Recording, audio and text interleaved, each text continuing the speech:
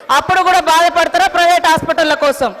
అదేవిధంగా మీ లెక్క ఇవాళ కొంతమందికే రైతు బంధు ఇచ్చి పేదోళ్లకు కడుపు కొట్టినట్టు కాదు, పేదోళ్లను కూడా ఆదుకునే ప్రభుత్వము, అన్ని వర్గాలను ఆదుకునే ప్రభుత్వం కాంగ్రెస్ ప్రభుత్వం. కాబట్టి పదే పదే ద్వంద్వ వైఖరి మాట్లాడకండి, ఒకటే వైఖరి చెప్పండి. మీ వైఖరి బస్సుల విషయంలో ఏంటిదో గదొక్కటి చెప్పండి.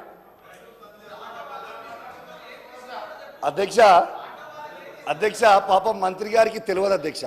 దాదాపు ట్రాన్స్పోర్ట్లో ఉన్న ప్రతి డ్రైవర్కి కేసీఆర్ గారి నాయకత్వంలో 10 లక్షల మందికి 5 లక్షల ఇన్సూరెన్స్ చేసినాం అధ్యక్ష. పాపం మంత్రి గారికి నాలెడ్జ్ లేకపోవచ్చు. రెండోది అధ్యక్ష ఒక్క నిమిషం అధ్యక్ష, ఆటో డ్రైవర్లతో సహా చేసినాము.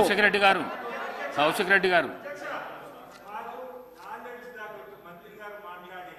అడిగితే దానికి ఇవ్వనివ్వాల్సింది నాలెడ్జ్ లేదంటే ఏమని ఏంటి అధ్యక్ష వారు మాట్లాడేది? మహిళా మంత్రి అంటే ఇంత చురుకగా మాట్లాడితే ఎట్లా అధ్యక్ష? మా మంత్రి గారు ఏమన్నారు అధ్యక్ష ఇక్కడ వారు మాట వెనక్కి తీసుకొని మా మంత్రి గారు క్షమాపణ చెప్పాలి. నేను ఒకటి మహిళా తల్లందరూ కూడా క్షమాపణ చెప్పాలి. ఆయనలాగా నాకు దురహంకారమైనటువంటి నాలెడ్జ్ లేదు సార్. నాకు నాలెడ్జే ఉంది, సబ్జెక్టు వారుగానే ఉన్నది. కానీ ఆయన లెక్క దురహంకారమైనటువంటి నాలెడ్జి లేకుంటే ఓట్ల కోసం చస్తా అని బ్లాక్మెయిల్ చేసే నాలెడ్జి నాకు లేదు సార్. కాబట్టి ఆటో డ్రైవర్లు అనేక మంది గత ప్రభుత్వంలో ఇబ్బంది పడ్డమాట వాస్తవం. ఇవాళ మా పథకానికి ఆటో డ్రైవర్లకు అడ్డం పెట్టడం ఇది కరెక్ట్ కాదు. ఇది మహిళల కోసం పెట్టినటువంటి పథకం. కాబట్టి నీ దురహంకారం మాటలు మానుకో కౌశిక్ రెడ్డి. నీలాంటి దుర్మార్గపు నాలెడ్జ్ నాకు లేదు. నేను కరెక్ట్ ప్రజల కోసం ఆలోచించే నాలెడ్జే నా దగ్గర ఉంది. కౌశిక్ రెడ్డి గారు దయచేసి హౌస్ ఆర్డర్ లో పెట్టండి అధ్యక్ష. కౌశిక్ రెడ్డి గారు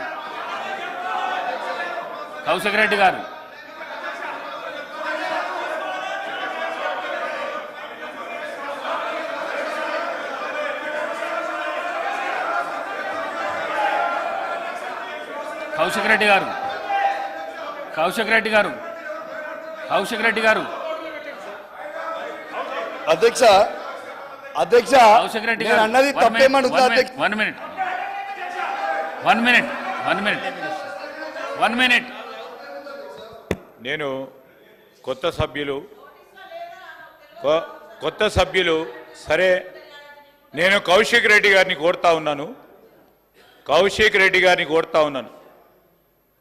ఒక గౌరవ మంత్రి గారిని ఆ విధంగా, దట్టు మహిళా మంత్రి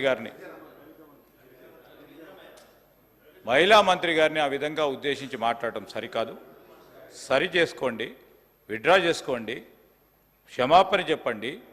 ఈరోజు మేము ఎందుకు కోరుతామన్నాడు మొదటిసారి. సరే, మీరు చెప్దామని ఫ్లో ఆఫ్ లాంగ్వేజ్లో చెప్పుంటారు, దాన్ని సవరణ చేసుకోవాల్సిన బాధ్యత ఉంది. ఏం తప్పు చేసినా అంటే అది కాదు. దయచేసి మా యువ మిత్రులను కోరుతా ఉన్నాను తప్పకుండా.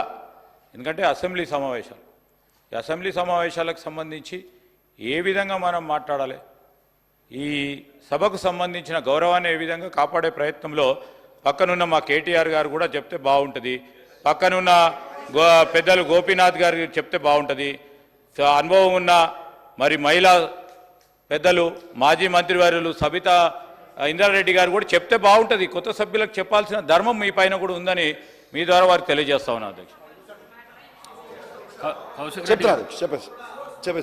అధ్యక్ష నేను ఒక్క మాట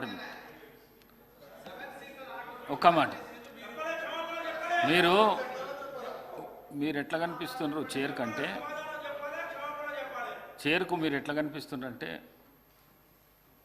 యుద్ధానికి పోతారు చూడు, అట్లా కనిపిస్తున్నారు. మీరు చేతులు కిందికి దించి మంచిగా నీట్గా ఇది చేసి చెప్తే మంచిగా మహిళా మంత్రికి క్షమాపణ అధ్యక్ష. ఓకే అధ్యక్ష పర్వాలేదు. I withdraw my words. If మహిళా మంత్రి గారికి ఏమైనా బాధ కలిగించుంటే ఐ విత్డ్రా మై వర్డ్స్. సమాచారం లోపం ఉంది అనేది ఇచ్చి నా ఆవేదన తెలియజేసిన. ఓకే అధ్యక్ష, అయిపోయింది.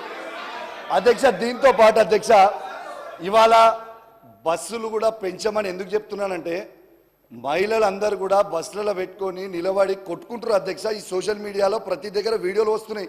వాళ్ళు కంఫర్టబుల్గా ఉండాలనే ఉద్దేశంతో మహిళలకి అద్భుతమైన సౌకర్యం కలగాలని ఒక గొప్ప ఉద్దేశంతో బస్సులు పెంచమని చెప్పినాం అధ్యక్ష. We are far buses. ఫ్రీ మహిళలకి బస్సులు ఇవ్వడంలో మాకు ఎటువంటి అభ్యంతరం లేదు అధ్యక్ష.